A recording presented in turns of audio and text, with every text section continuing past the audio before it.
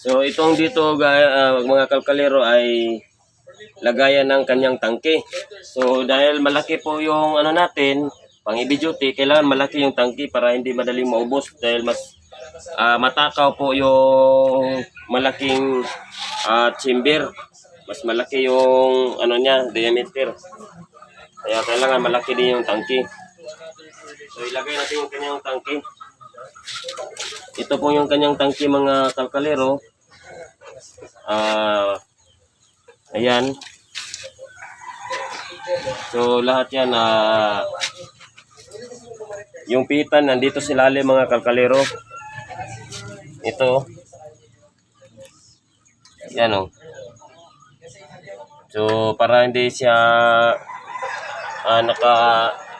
dito sa labas. So nakatago lahat yan. So ready for delivery na to.